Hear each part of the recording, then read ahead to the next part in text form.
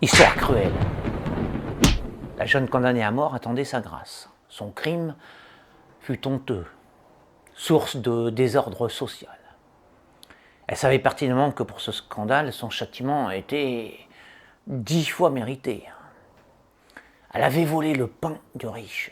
La délinquante ne contestait point les faits, au contraire, elle reconnaissait sa vilainie. Depuis son cachot, la coupable implorait cependant le pardon et la clémence de l'offensé. En effet, la voleuse souffrait d'une terrible infirmité. Née avec des jambes sans force, ne soutenant pas son corps déjà frêle, elle avait toujours rampé comme un insecte, accentuant la monstruosité de son tronc lui aussi déformé. À son infortune s'en ajoutait une autre, la singulière laideur de sa face infecte, faite pour la détestation, non pour l'amour. Persuadée que sa misère ferait fléchir ses juges, l'espoir la maintenait en joie. En outre, chose rare mais attestée, aussi inexplicable que sublime en ces circonstances, le bourreau qui devait la décapiter était beau comme un dieu, et du fond de son trou, l'immonde en était tombée follement amoureuse. Enfin bref, son absolution puis sa libération n'était qu'une question de temps, rien qu'une formalité. Enfin, pour la forme, il fallait juste que la condamnation fût prononcée. Mais on ne l'exécuterait pas. Jamais on n'avait tranché la tête d'une pauvre handicapée, aussi grande que fût l'indignité de sa faute. Enfin, tout devenait lumineux et serein pour la misérable. Et bien qu'elle fût plongée dans les ténèbres de sa prison, son cœur clair comme le jour battait avec la légèreté d'un oiseau.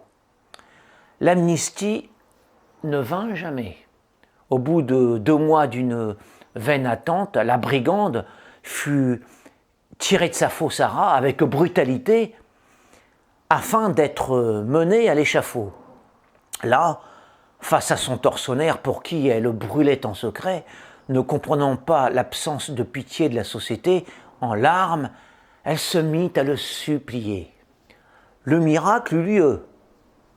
Le coupeur de tête fit preuve d'une subite humanité à l'égard de cette gueuse difforme et hideuse, alors que son cou était déjà engagé dans la lucarne de la guillotine.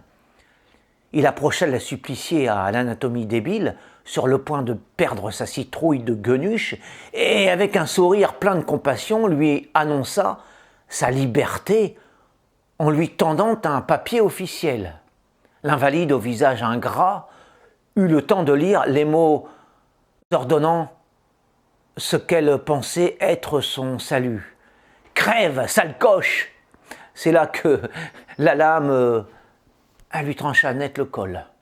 L'histoire ne dit pas si, en roulant dans le panier ensanglanté, la boule de gargouille de la décapitée entendit les rires de son bel exécuteur. Bon, alors c'était une des histoires cruelles que j'affectionne, entre autres textes poétiques.